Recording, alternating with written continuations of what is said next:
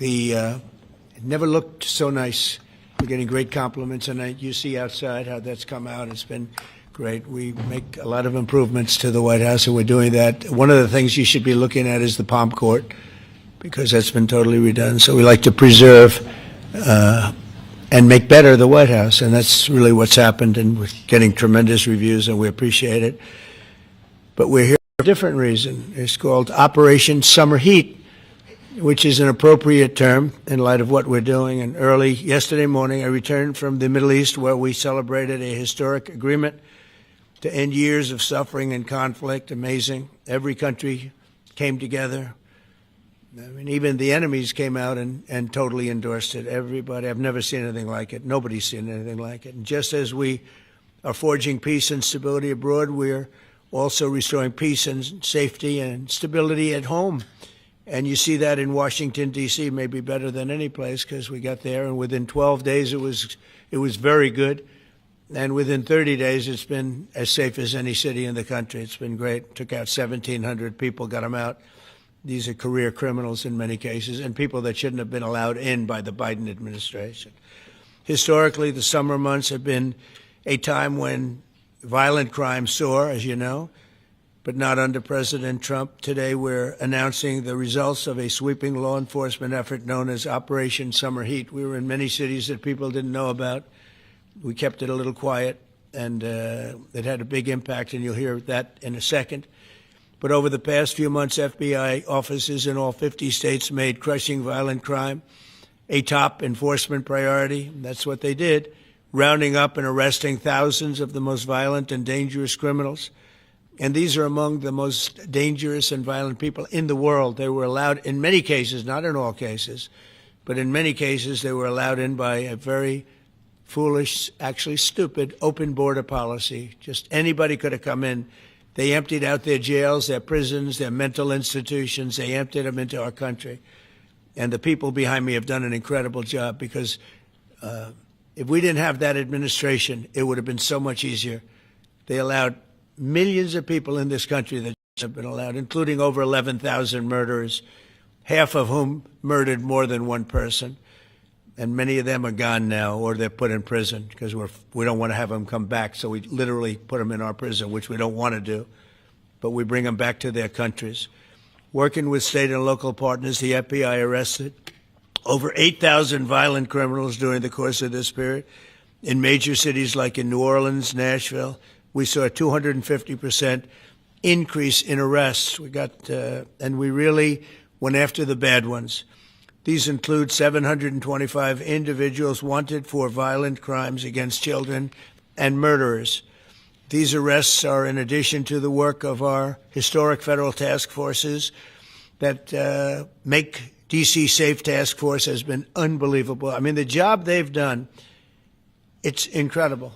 And it's been so nice, because so many people, they're going out to dinner and they're having dinners. They didn't go out for 4 years. And now they're going out 3 times a week. The restaurants are opening. Restaurants are full. And usually that means a lot of good things. But restaurants that were closed are now opening up. And everybody's happy. Nobody's ever seen anything like it, actually. And everybody feels safe. You can have a child walk right through the middle of Washington, D.C., and nothing's going to happen.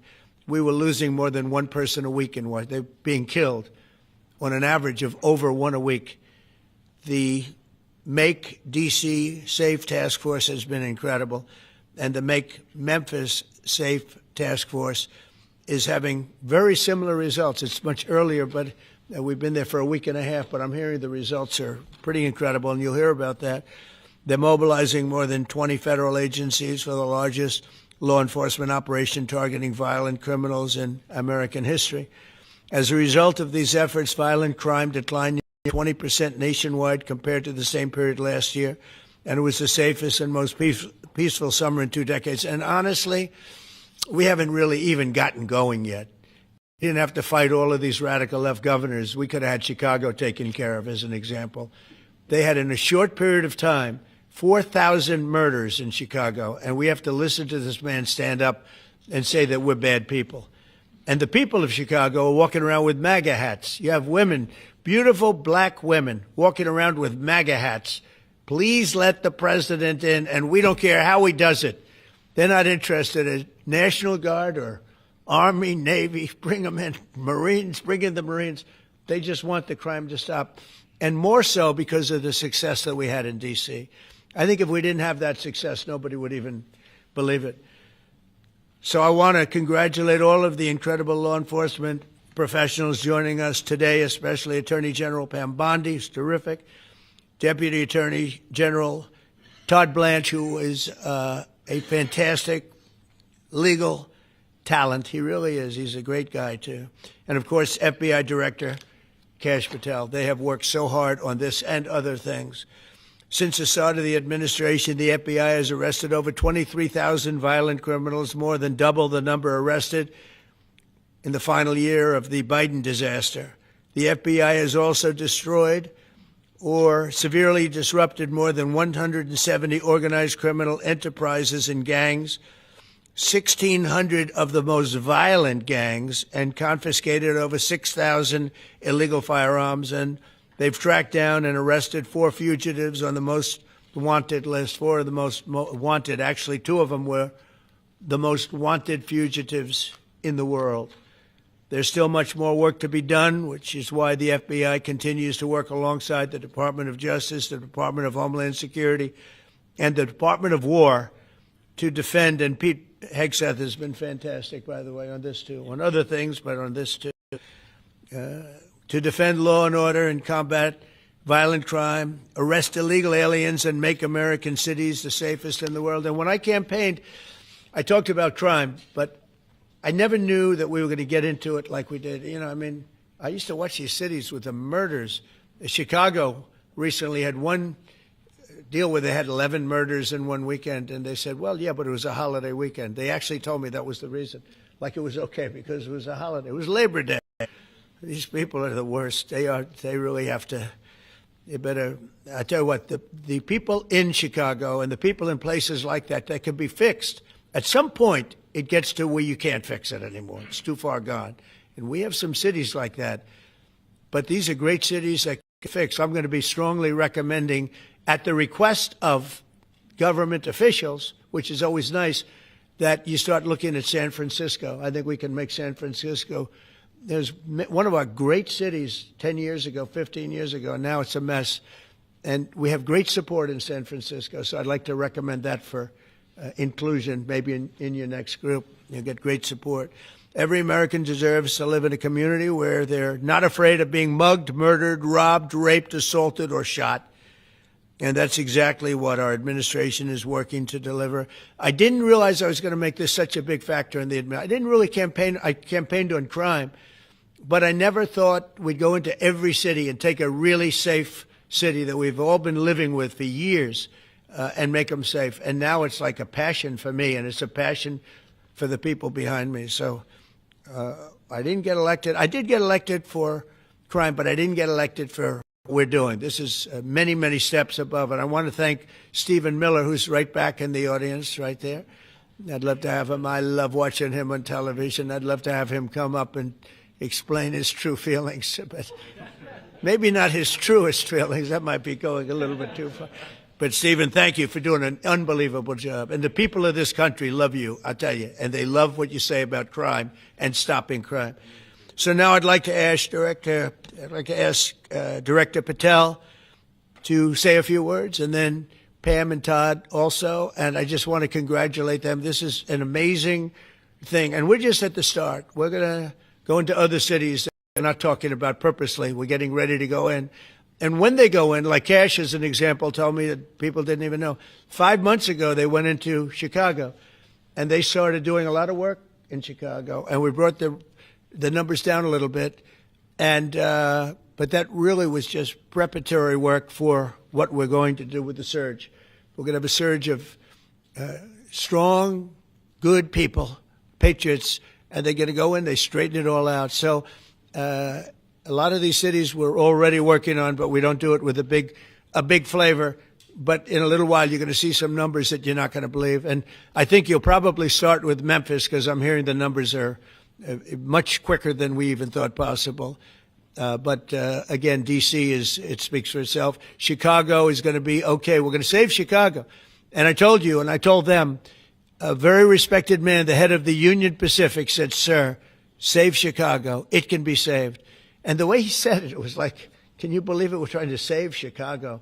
But I understood exactly what he wants, and that's what we're going to do. We're going to save all of our cities, and we're going to make them essentially crime-free, like other countries have crime-free.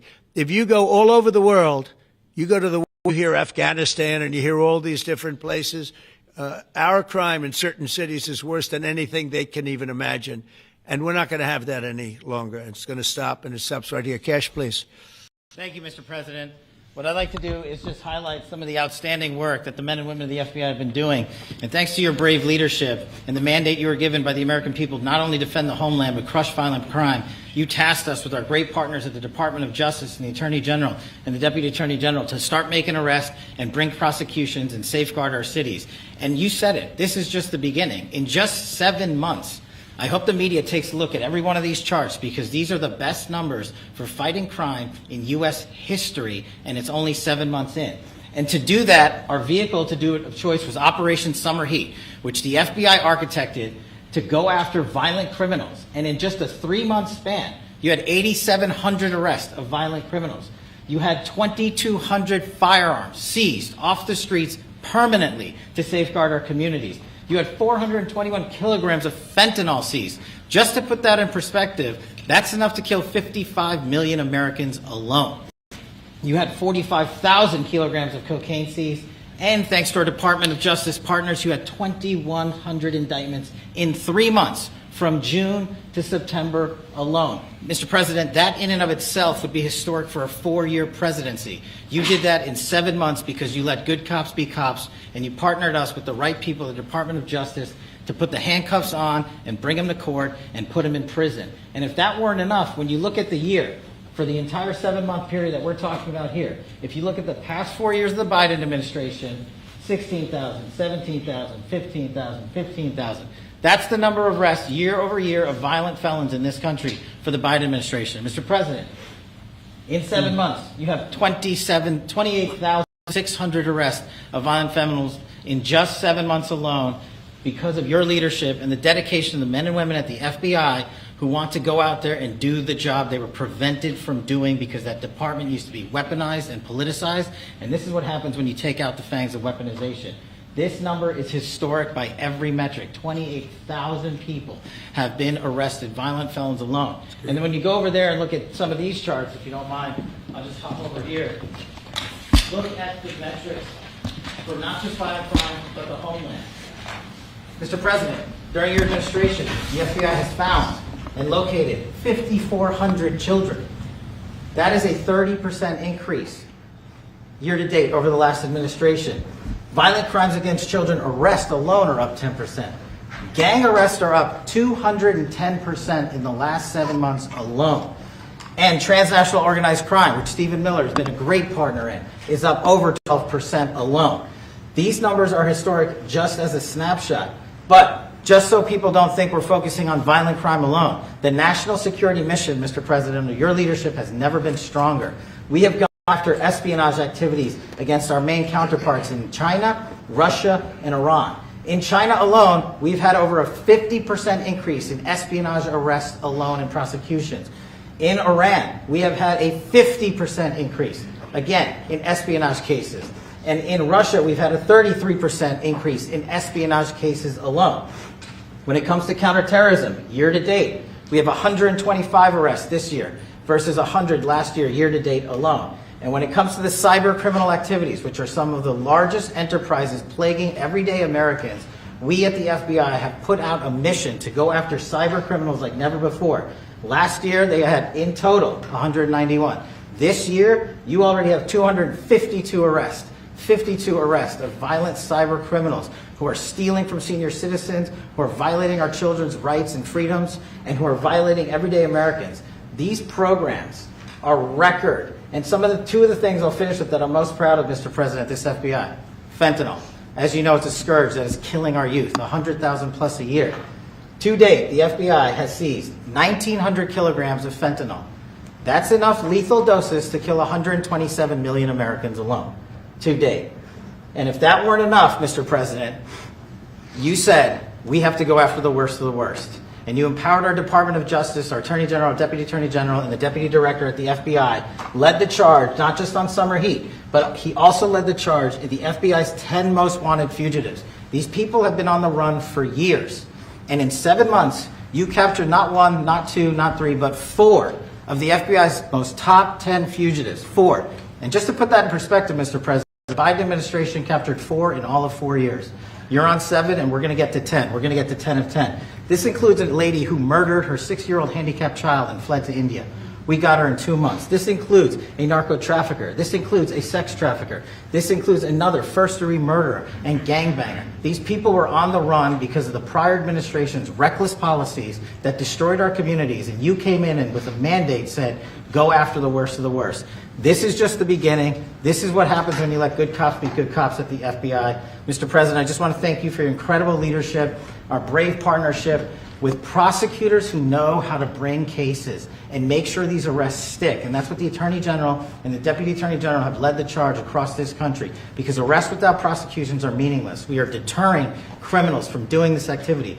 We are preventing criminals from coming into America, and we are absolutely crushing violent crime like never before and defending this homeland, sir. And not to mention, I almost forgot this one, it took you, sir, 2 weeks to get the Abbey Gate bomber.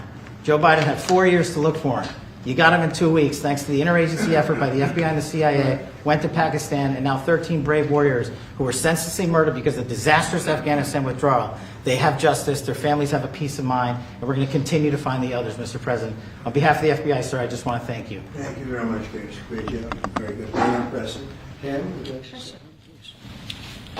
President Trump, the men and women of law enforcement say 2 things to me repeatedly. First, you have taken the handcuffs off them and let them do their jobs, and you let cops be cops.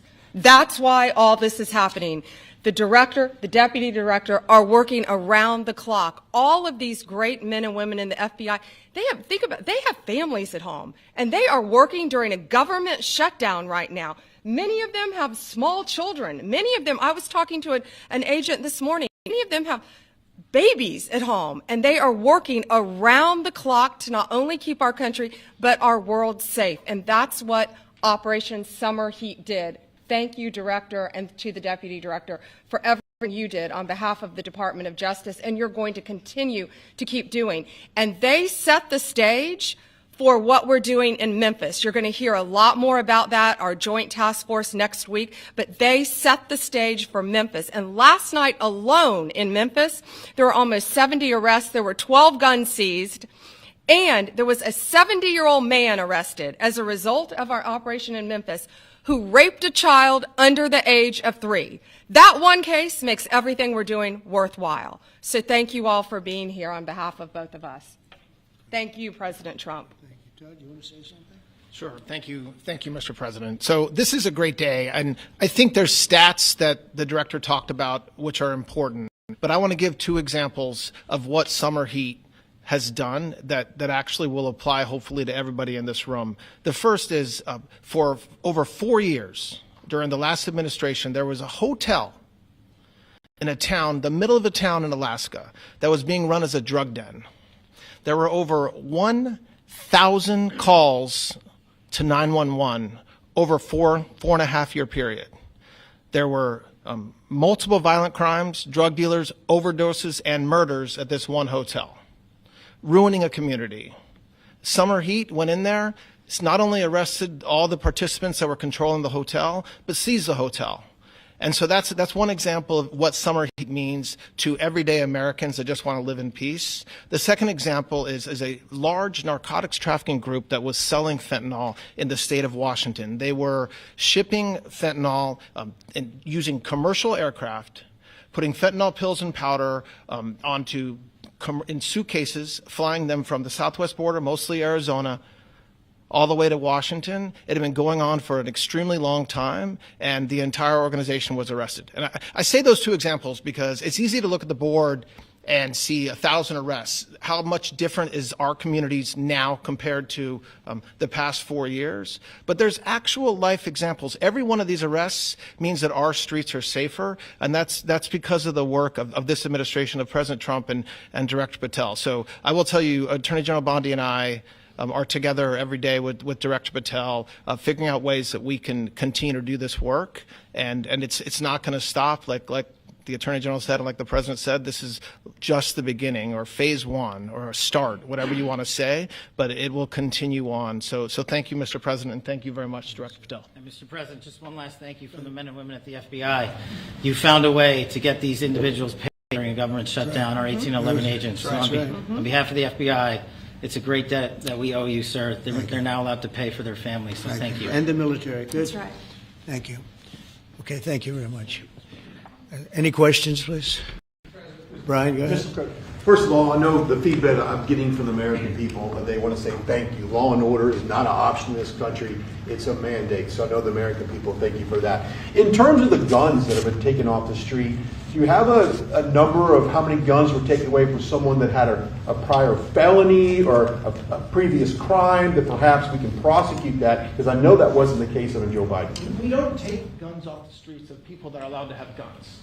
So every gun that we're taking off the street is because it belongs to somebody who is not allowed to have it. Could be a felon, could be somebody who hears illegally. There's all sorts of conditions. But if there's a gun taken off the streets by the FBI, it's because the person who has it is not allowed to. It's not somebody who's lawfully allowed to have it. So every single one of those guns were taken off of people that aren't allowed to have them. And not including the FBI, all of the other agencies. ATF alone, since January 20th, has removed over 25,000 illegal guns off our streets, just since President Trump's been in office. And Mr. President, if I could follow up on that, could there be any further conversation to have national concealed carry applied to actual DC? Like if you had a driver's license in Texas and you had a permit, of course you could drive. Well, as you know, they've been talking about that for a long time. It's an interesting question. A lot of people feel strongly both ways, but we are talking about that, Brian. Thank you. Mr. President, on Venezuelan boats, I want to ask you, why not have the Coast Guard stop them, which it is empowered by law to do? You know, this way you can confirm who's on the boat and ensure that they're doing what you suspect. Because we've been doing that for 30 years, and it has been totally ineffective. They have faster boats. Some of these boats are seriously, I mean, they're world-class speedboats, but they're not faster than missiles. But we've been trying to do that for years, and so much of the drugs, 25–30%, would come in through the seas. Right now we have, I would say, none coming in through the seas. In fact, I don't know about the fishing industry. If you want to go fishing, a lot of people aren't deciding to even go fishing. We've almost totally stopped it by sea. Now we'll stop it by land. What's the next But step? it never worked. It never worked when you did it in a very politically correct manner. What's the next step in this war on cartels, and are you considering options, are you considering strikes on land? Well, I don't want to tell you exactly, but we are certainly looking at land now because we've got the sea very well under control. We've had a couple of days where there isn't a boat to be found. And that, I view that as a good thing, not a bad thing. But we had tremendous amounts coming in by boats, by very expensive boats. You know, they have a lot of money, very fast, very expensive boats that were pretty big. And the way you look at it is every boat that we knock out, we save 25,000 American lives. So every time you see a boat and you feel badly, you say, wow, that's rough. It is rough, but if you lose 3 people and save 25,000 people, these are people that are killing our population. Every boat is saving 25,000 lives, and you can see it. The boats get hit, and you see that fentanyl all over the ocean. It's like floating in bags. It's all over the place, and it's a tremendous. We're saving tremendous amounts of lives. Yeah, Mr. President, on that issue, I know you've talked about. I have a question for you, and then I also have a question for Director Patel. I know you talked about having some days for Boston recently. Is this one of the cities that you might be looking into, and can you give us a hint about other cities that you might be? You're saying for where? For where? For Boston. Yeah. Well, Boston has a bad mayor who at least is a reasonable IQ person. You know, most of them are low IQ. But and they're so bad. I mean, what's going on in Chicago is just, you'd think the guy would say, hey, look, we have a problem, Mr. President. Could you come in and straighten it out? We could have that done in a month if we had their cooperation. It's going to be done anyway, but we could have it done in a month. Yeah, Boston, she's got 4 areas that are, wrong. And, somebody said, would we think about taking the World Cup away from Boston if they don't straighten it out? And the answer is yes. We have the right to do that with FIFA. So if we think that LA is going to be bad, or we think that applies a little bit to the Olympics too, but we'll talk about FIFA first. FIFA is very hot. If we think there's any reason that, whether it's Boston or anywhere else, that they're not doing their job, we're going to take those World Cup games and move them someplace else. Thank you. And then Director Patel, there's been so many conspiracy theories swirling around about the assassination of Charlie Kirk. Do you have any updates for us, especially in light of all the online content that everyone's been talking about? The only thing we deal with at the FBI and the Department of Justice is facts. And we delivered at record speed a manhunt to capture Charlie Kirk's alleged assassin in 33 hours. And if you put that in perspective to Luigi Mangione or the Boston bomb, where they took them 5 days and a police officer lost their life in their manhunt. We are running on absolutely every single lead. And the best thing we can do to honor my friend Charlie Kirk's life is to make sure that everyone involved is prosecuted to the full extent of the law. And that's what we're focused on, investigating the facts, not trading in conspiracy theories. Okay.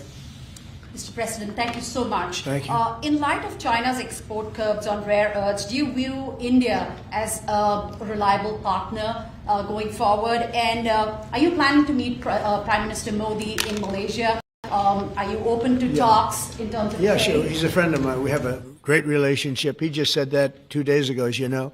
We have a great relationship. No, we were not happy with him buying oil from Russia, because that lets Russia continue on with this ridiculous war where they've lost 1.5 million people, by the way. Russia's lost 1.5 million people, soldiers mostly.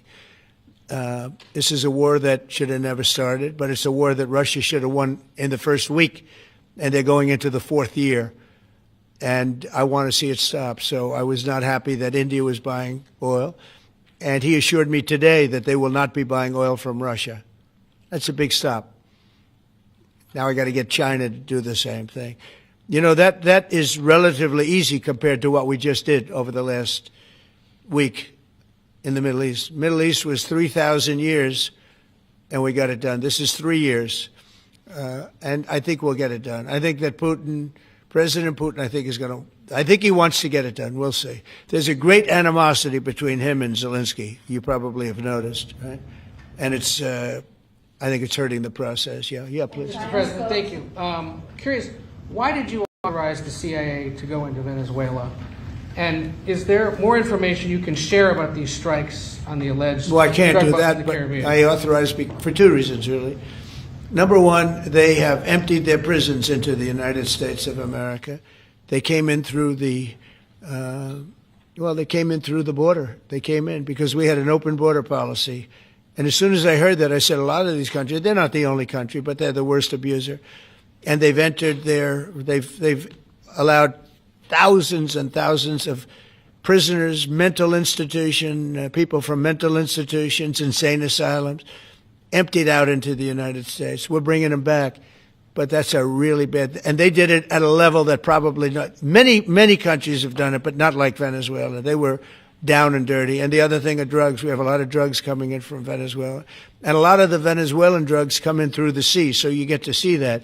But we're going to stop them by land also. Does the CIA have authority to take out Maduro? Oh, I don't want to answer a question like that. That's a ridiculous question for me to be given. Not really a ridiculous question, but wouldn't it be a ridiculous question for me to answer? But I think Venezuela is feeling heat, but I think a lot of other countries are feeling heat too. We're not going to let this country, our country, be ruined because other people want to drop, as you say, their worst. They have given us their worst. They've loaded up our country with prisoners, with mentally ill people that are seriously ill, criminally ill. And we're not going to take it. And so, I mean, it's just one of those things. And I can tell you, we've taken care of the sea. There's nobody, and we're watching. We're watching. And if we see it, we'll save it. Yeah, please. On the ships, though, sir, there are Republicans and Democrats up on the Hill concerned that in the briefings they've gotten about those attacks, they're not necessarily getting information about who was on them and what exactly was on those ships. Can you ensure that at but least they are lawmakers given will be told information that they were loaded up with drugs, and that's the thing that matters. When they're loaded up with drugs, they're fair game. And every one of those ships they're not ships, they're boats, they're speedboats. They're extremely fast. record-setting type speedboats that cost a lot of money, and they have a lot of money because they're drug sellers. But they know one thing, and they all have the same thing in common. There's drug dust. They call it drug dust. They call it fentanyl dust all over the boat after those bombs go off. And you can take along. Attack them though that they're a We know before. We know when they go out. We know we have much information about each boat that goes out. Deep, strong information. Yeah, please. So you're going to have Vladimir Zelensky here this week. What is your message at this stage of the war for him? And shy of tomahawks, To who is that? For Zelensky. Yeah. And shy of tomahawks for Ukraine. Are you considering other options? And will you speak with Vladimir Putin? No, we're looking at other options. We are. President Zelensky's coming in. I'm not a fan of the war. I'm not a fan of the way it started. It should have never happened. It wouldn't have started if I were president. The election was rigged. And because of that, we lost a lot of lives have been lost because of that war. Not American lives, but if I can save a lot of lives, that's why I'm in it. I want to save lives. I've had 8 wars. The Prime Minister of Pakistan got up the other day, said so beautifully, says, you saved millions of lives. He told that to a group of people right in this office. He said the president saved millions of lives. And I think what he's referring to is the fact that that would have been with India a nuclear war. That was getting very close. 7 planes, they don't talk about it, but 7 aircraft were shot down. In fact, we have the new ambassador to India right here. They're well represented. You better represent us, not them, okay? Yeah. But Sergio's going to do a great job. He's going to do a great job. But no, we'll be talking about the war with him, and we'll be talking about, I mean, they want to go offensive. I'll make a determination on that, but they would like to go offensive, you know that, and we'll have to make a determination. President, given you have the FBI Director and Attorney General here today, Jim Jordan has asked Jack Smith to appear in front of the House Judiciary. You mean deranged, Jack? He's a deranged individual, yeah. He's asked him to... Well, they should. I'm surprised it takes so long. You know, we're talking about violent crime. What about the crime against a political opponent? That's what we have to talk about, too. Jordan would like to understand the full extent to which the Biden-Harris Justice Department weaponized federal law enforcement. What do you think the committee will find out, Mr. Smith? I think it was the worst weaponization of a political opponent in the history of the world, let alone this country. And I hope that everybody's, you know, they're involved in it. I'm not. I'm the one that has to suffer through it and ultimately win. But what they did was criminal. Deranged Jack Smith, in my opinion, is a criminal. And I noticed his interviewer was, I think that was Weissman. And I hope they're going to look into Weissman, too. Weissman's a bad guy. And he had somebody in Lisa, who was his puppet, worked in the office really as the top person. And I think that she should be looked at very strongly. There was tremendous criminal activity having to do. If we don't have fair elections in this country, we're not going to have a country. And I've said it from the beginning, fair elections and borders. And we need also fair press, because if you don't have fair press, it's very tough. And we've got the strongest border of anybody. Nobody has a border. We have a border where the numbers just came out again. You saw 0 people came in illegally. Now, we do take people into our country legally, but 0 people. But, you know, you're talking about a different subject. You're talking about political crime. They have committed massive political crime. I hope they're looking at Shifty Schiff. I hope they're looking at all these people. And I'm allowed to find out. I'm allowed to, you know, I'm, in theory, the chief law enforcement officer. But I have a very good, talented group. This is about something else. But I hope they're looking at political crime, because there's never been so much political crime against a political opponent as what I had to go through. They raided my house in Florida. It was an illegal raid. I have a lawsuit that was doing very well. And when I became president, I said, I'm sort of suing myself. I don't know. How do you settle the lawsuit? I'll say, give me X dollars, right? And I don't know what to do with the lawsuit. It's a great lawsuit. And now I won. It sort of looks, I'm suing myself, right? So I don't know. But that was a lawsuit that was very strong, very powerful. They raided illegally my house in Florida, Mar-a-Lago. They went through the drawers of my young son. They went through all of the cabinets and drawers of the First Lady. She walked in, she said, wow, what happened? Because she's very meticulous, and this wasn't so meticulous as she looked into the drawers and she saw everything a mess. What they did against a person that just got out of office. And then you look at these corrupt people. You look at Hunter Biden. You look at the signature. As an example, the Europen. I just signed so many different things. An admiral, a four-star general. I'm signing them left and right, the commissions. And by the way, I want to compliment John Thune and also Mike, our great speaker. But John Thune, all of a sudden I'm getting these things by the hundreds. I was getting one every 2 weeks. It would have been 4 years before you got them in more. You would have had some that didn't even get in, all because of Democrat obstruction. So John Thune did a great job. I must have signed 200 into the administration. We're just about caught up. It's amazing. And so compliments to John. He had to do some things that were very tough to do that he didn't want to do, but he was forced to do it by the Democrats. And as far as the shutdown's concerned, this is a Democrat Schumer shutdown. And he's trying to do it to get relevance back into the party because he's a loser. I've known him all his life. He's always been sort of a loser, but an intelligent one. But I think he's losing IQ points with time. I think that happens. I hope it hasn't happened with me. I know if it did, you guys will let me know about it very quickly. Question on violent crimes, sir. Here in D.C., a judge has given the two teenagers that beat up ex-Doge staffer Big Balls probation. It's incredible. And no jail time. Is this justice? Jeanine Pirro is doing a fantastic job, and she is beside herself because you have these radical left judges that they beat the hell out of this guy. And there was many people against this one guy who was really trying to protect his girlfriend. He didn't want his hooded over the door but they really beat him up badly. That just happened, right? Yeah. Wow, that's terrible. I think the judge should be ashamed of himself. That's a big problem. You know, they can do their job and then they go into a court and the people are protected by these, I don't know where they come from. Where do these people come from? Where do the judges come from? I want to compliment on behalf of Pam and Todd and all of us because, Kash, I think that Jeanine has done a fantastic job. And the case I heard was like flawless. It's a flawless case. They have them on tape. They have everything. And then a judge gives them a little probation. These are rough guys. And they're young. And if that happens, they're going to grow up. They're going to be real bad. They're going to cause a lot of problems. Yeah, please. Go ahead. Sergio Gore has just gotten back from India. What were the conversations like with Prime Minister Modi and the other? I think they were great. He reported to me that he's a great man, you know. Modi is a great man. That he loves Trump. Now, I don't know if the word love, I don't want you to take that any different. I don't want to destroy his political career, okay?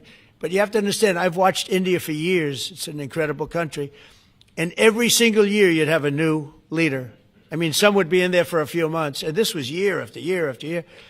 And my friend has been there now for a long time. And he's assured me there will be no oil purchased from Russia. I don't know, maybe that's a breaking story. Can I say that? Would you say? There will be no oil. He's not buying his oil from Russia. It started. You know, you can't do it immediately. It's a little bit of a process. But the process is going to be over with soon. And all we want from President Putin is stop this. Stop killing Ukrainians and stop killing Russians because he's killing a lot of Russians. Again, it doesn't make him look good. It's a war that he should have won in 1 week, and he's now going into his 4th year. That does not make this big so-called war machine look good. But he could make a settlement. We're willing to settle. I thought we had a deal.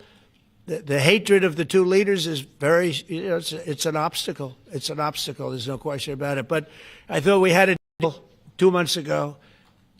Who would think I created peace in the Middle East and can't get the two guys to settle? But I think we'll get them. But if India doesn't buy oil, it makes it much easier.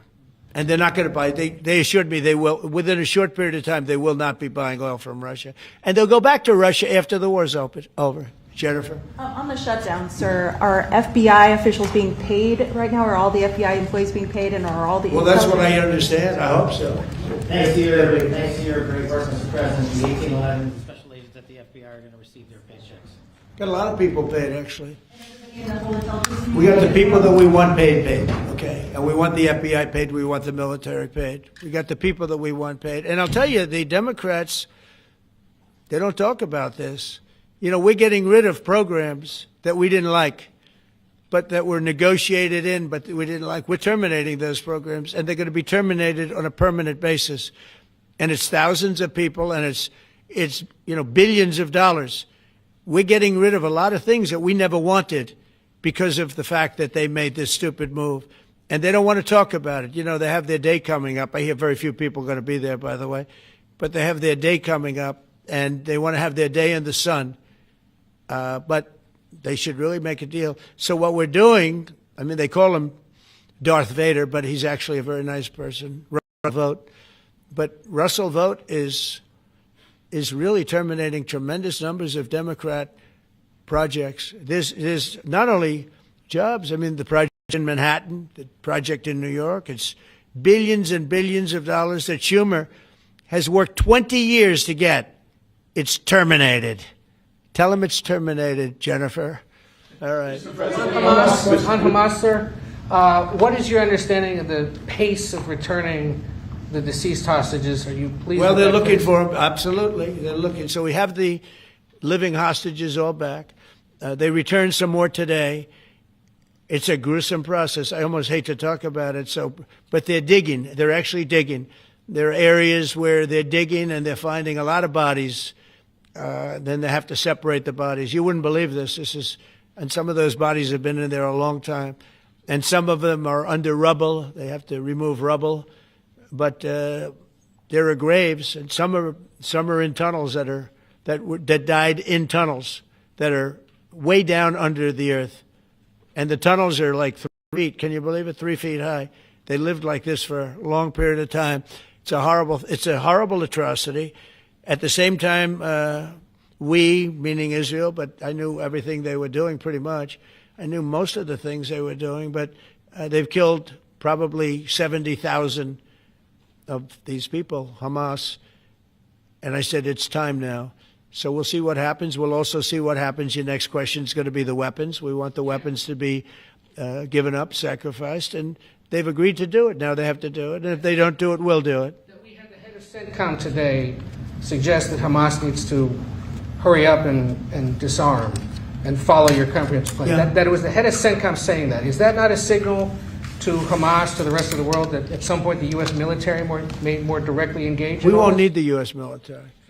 We won't need it. Why not just you? Because we're very much involved in it. If we weren't involved, there wouldn't be peace.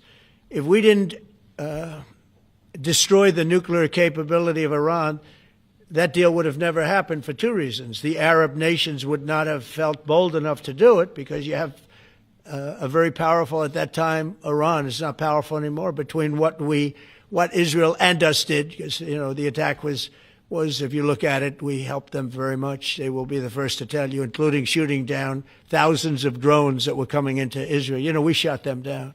We were shooting them down like it was target practice, but we shot down thousands of drones and missiles also going into Israel. But between what we did to Iran that way with the, conventional, we will call it, and what see that beautiful plane, that B-2, I noticed it on the desk. I always thought it was beautiful, but I never understood it. Now I understand it. It took in hundreds of thousands of bombs in the form of 2, but hundreds of thousands of pounds of bombs. And every single bomb hit perfectly. Then they sent Tomahawks in. They sent 30 Tomahawks on top of it. And that was totally, CNN said, well, maybe it wasn't as bad as, as Trump said, because I said obliterated. Obliterated is not a strong enough word, actually. And you saw the Atomic Energy Commission came out and said the word obliteration is very, very... Think of it. They came in under potential fire. They entered Iran airspace late at night, in the dark, no moon. The moon was low for a reason. What time we picked it. Couldn't see anything. And they hit every target, and they weren't hit. Nobody saw that plane. That plane is stealth. Nobody saw it. The problem with that is it may be stealth today, but tomorrow it won't be. And we just ordered about 20 brand new B-2 bombers. It's unbelievable as a weapon. I know Putin, when I was riding with him in Alaska, we passed a lot of them. And he said, that really did the trick. I said, yeah, it did. It's amazing. The flying wing. But you it's a, No reason for the U.S. military to get involved in Gaza. no, I don't see that. No, I think we're going to handle it very well. We'll be helping Israel, but we have other countries that are now. You know, we signed, many countries signed, and many of those countries relatively are very strong military powers. And Hamas has no support. See, Hamas had the support of Iran, and now Iran says, don't get us involved. The last time they got them involved didn't work out too well.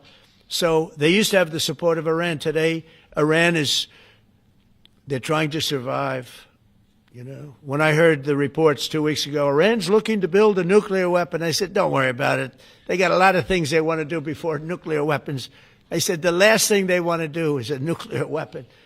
It didn't work out. And if they did a nuclear weapon before they got even close, that site would be attacked and it would be wiped out. Yeah. Mr.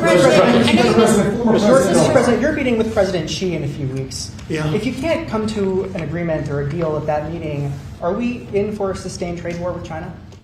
Well, you're in one now.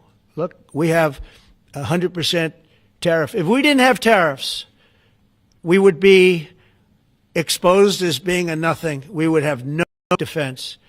You know, they've used tariffs on us, but we've never had anybody sitting in that chair that felt the need to do it. And they've allowed us to be $37 trillion in debt, et cetera, et cetera. Tariffs are a very important tool for our defense, for our national security. If we don't have tariffs, we're not going to have national security. As an example, if you look at Pakistan and Iran, I told them I was in the midst of negotiating a trade deal with Iran, and Pakistan was going to be in line. And because of tariffs, they all want to negotiate much differently. We're making a good deal. And then I heard that they're shooting at each other. And I said during one of my conversations, are you guys going to go to war? Two nuclear powers. We are thinking about, I said, here's the deal. You go to war, I'm going to put a 200% tariff. I'm going to stop you from doing any business in the United States. I said it to both of them. Within 24 hours, the war ended. That would have been a nuclear war. And again, the Prime Minister of Pakistan, who was here 2 weeks ago, said that man saved many millions of lives in front of a whole group of people because he thought it was going to be war. But when it came to war or having to pay massive tariffs, the tariffs overrode. That's why it's so important. Not only the money, we're taking in trillions of dollars, not only the money, the power to keep peace, the power to be used for good is enormous. But a lot of people didn't understand tariffs. It's also made us very rich. We have a big case coming up in the Supreme Court, and I will tell you, that's one of the most important cases in the history of our country.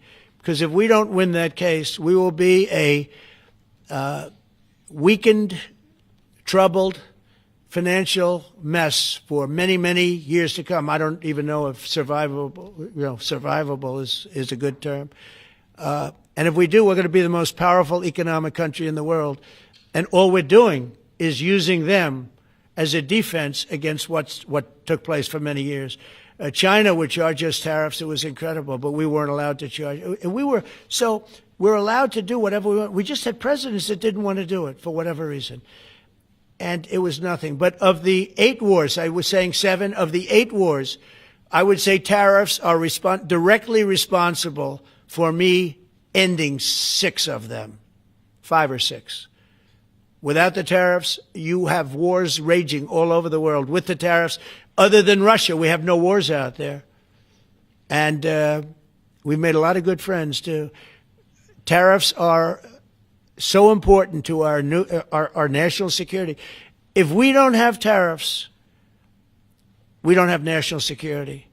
Our country would suffer a lot of it because they use so strongly on us. As an example, the European Union, they won't take our cars, they won't take our agriculture, they won't take anything, but they send their cars in, Mercedes, BMW, Volkswagen, by the millions. We don't send any cars. They don't take them. They were tariffing us out. Agricultural products, they don't take our agriculture. They want their farmers to do it. I understand that. But it was very unfair, and they were tariffing our product. They're keeping out by using tariffs. And we didn't use them, but I used them. And now we made one of the great deals with your $650 billion they pay us. And we've evened it out. It's really a good thing to see. And You have to understand, they've all signed. Japan, South Korea. I mean, South Korea, $350 billion up front. Japan, $650 billion. And they've all agreed to it. They're all happy. But before, it was a total ripoff. And if we don't have the use of tariffs, we have no national security. This country will have no financial security, will not have national security.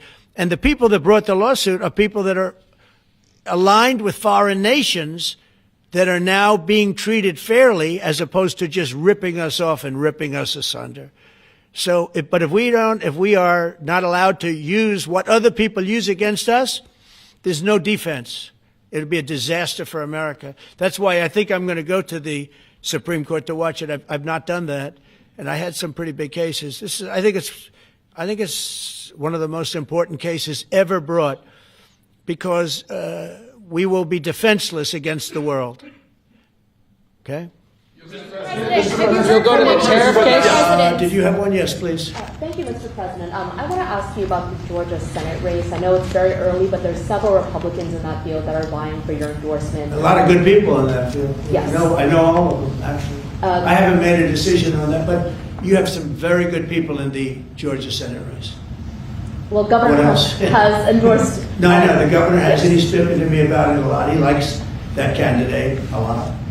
And I understand that. I haven't made a decision yet. But I'm following that race very carefully. I think it's very important for Georgia to get a real senator, because the senator they have now is a horrible senator. He allows all the crime, all the borders. You have open borders. I mean, his whole philosophy is a disaster. That's not representative of the people of Georgia. I know the people of Georgia. I won Georgia 3 times, but they say twice. Okay, I won it very big the last time, and I won it big the first time, and I won it big the second time. But we had criminals that didn't allow. I mean, I hope they're going to go into that. I hope they go into the votes which are being stored in Fulton County and take a real look at those votes, okay? Because I won it the second time too. But I know Georgia very well. I love Georgia. Those people are great, and they deserve a good senator, because the man they have now is a weak, ineffective person. Okay. Mr. President, I wonder what you make of it. By the way, you won Georgia 3 times. Just Yeah, I agree. Do you agree with me? I And do. He's the media. For someone that He's the spends media. a lot of time in Georgia, I believe you won that. Yeah, okay. I really have a question about You know, the word believe isn't strong enough, right? Yeah, You I know. there you go. It's true. I know I won too. We have the great Newt Gingrich. Newt, you agree with us? Good. Otherwise, I'd have him dismissed immediately from the room. You know, his wife, as you know, is becoming an ambassador to a great country, Callista. So congratulations. And we're going to take a picture. And the only reason I'm doing it, he speaks so well of me. He said, I'll go down as the greatest president in history. And then he blew it. He said, I'm not sure if I put him above Washington or Lincoln. So I'm not that happy about that, dude. I've got a question about the weaponization of the DOJ. The media often says your department is weaponizing the DOJ. Yeah, that's the opposite. It's the opposite. Todd, you represented President Trump and probably the greatest weaponization of the DOJ by Alvin Bragg. You know firsthand, if you could describe what you saw under the Biden administration and how they weaponized the DOJ. Well, I mean, I think it's hard to describe what happened those last 4 years against President Trump. Alvin Bragg, a local prosecutor, his office staffed by somebody from DOJ. Jack Smith picked as a special counselor, staffs his entire office with DOJ prosecutors. And then there are countless things that happened, all in writing, most of them on the docket, that require no explanation except a complete abomination of the place that the Attorney General and I run now, and Director Patel. So when people talk about this department weaponizing, it's embarrassing. Because there's no scenario in which you can look at what we're doing, restoring justice, doing the right thing in every single case, and say that that's weaponization, and yet remain eerily silent about what happened for the past 3 years. I mean, you read these articles and giggle, because it cannot be true that people really think that what they did to him, not once, not twice, I'm still counting 3, 4 times, but we're the ones that are weaponizing. So this man is not weaponizing the Department of Justice. We're not weaponizing the Department of Justice. It's the opposite. I mean, and also, nobody questions what I'm saying because it's true, because we all lived the past 4 years. So listen. They never want to bring up the details, but I watch the fake news, and oh, he's weaponized, and he wants to send them to prison. He wants all this. They indicted me like 5 times. I took a mug shot. Who would have thought it turned out to my favor? Because it was a good shot. But I had to take a mug shot. It's right out there on the door. New York Post, front page of every paper in the world. I had a mug shot. They wanted to send me. Nobody says that. They say he's acting very, very tough. He's acting unfair. Let me tell you, if they've been nice to anybody, it's to those criminals, because they are so good having to do with all of the things we're talking about today with violent crime.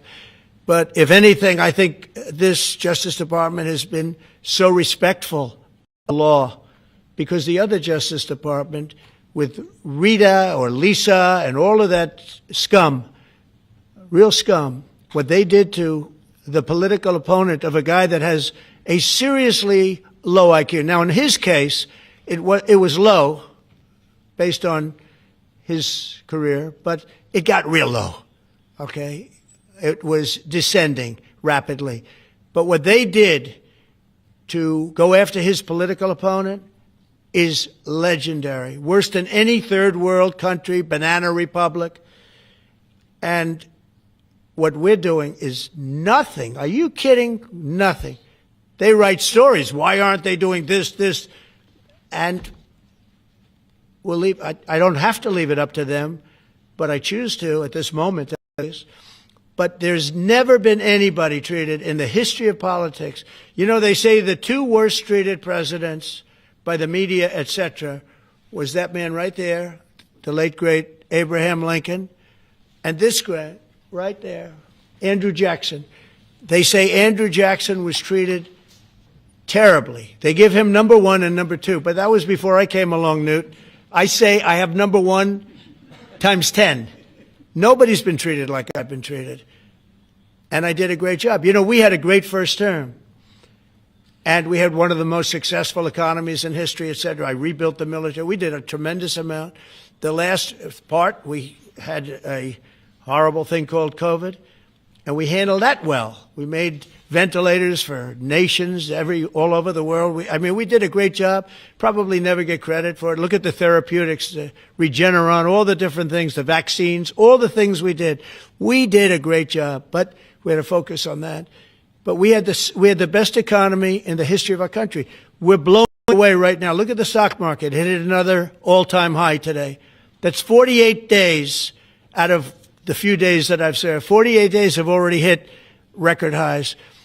And we have, maybe most importantly, the number, we have now, I was saying 17, it's over $18 trillion is being poured into our country. It's because of the election and because of tariffs. Without the tariffs, you wouldn't have probably 18 cents. It's because of the tariffs, because there are no tariffs if they build in our country. And they understand that. So we have medical companies coming up. We have the AI. We're dominating China in AI. Everybody said that's impossible. We're dominating. I'm letting these massive plants build their own electric generating plants. They're becoming utilities in addition to everything. Maybe they'll make more money with that. Who knows? But they're building their own electric because we have an old grid. You wouldn't be able to do that. And we're dominating China. We're dominating with AI, which seems to be the new big thing. That's the new internet. That's the new whatever. So we're very happy with the job we're doing. I'm very happy with the job they're doing. But when you tell me about attacking a political opponent, there's never been, and I'm a legitimate opponent. I watch my son. He's got the #1 best-selling book now. My son, Eric, he's a wonderful kid. That guy spent so much time with subpoenas. He got more subpoenas than anybody in the history of our country. Think of it. And he's an innocent, good boy. He's a good kid. He's always been a good kid. All of my children are good. They went through hell. My children went through federal grand juries on a hoax. Think of it. You have Adam Schiff and Hillary Clinton and others make up a hoax and then wanting to so they know it's a hoax, and they go before the press, say Donald Trump Jr. will go to jail because of what he's done with Russia. I'll never forget, I get a call from my son Don, and he said, Dad, I'm being accused of something with Russia. I don't know anything about Russia. He didn't know anything about. Think of it, how bad they are. They say he'll go to prison for the rest of his life. He knew nothing about it. On a hoax, the Russian hoax, Russia hoax, on a story that they made up.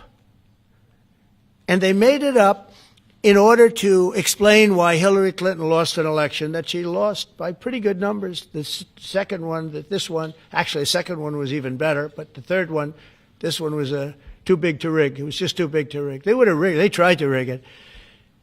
But think of it. They want to send my children to jail, but they were after Don in particular. I'll never forget Adam Shifty Schiff, a total crooked guy, lying in Congress, making up a phone conversation that I have with you, totally made up. When he heard it was taped, he wanted to disappear. And Nancy Pelosi went crazy because they wanted to impeach me based on the conversation that was made up. When they heard the tape, everybody, I won it unanimously in the Republican Party. I got every single vote, something that never happens, and I beat it. But think of it, they want to put my son in jail for something that they made up. So they know they made it up. And they say he will serve the rest of his life in prison. These are sick, bad people. And don't tell me about us going after them. If anything, we've been very, very soft. I wouldn't be that soft, I'll tell you that. Thank you very much, everybody. Let's go. Thanks, guys. Thank you. Thanks, guys. Thank you very much. Thanks, guys. Let's go. Let's go. Thank you, guys. Thank you, guys. Let's keep it going. Thank you. Thanks, guys. Take a look. Location. Thank you, guys. It's going to be a good one. Thanks, guys. Let's go. Back up. Let's go.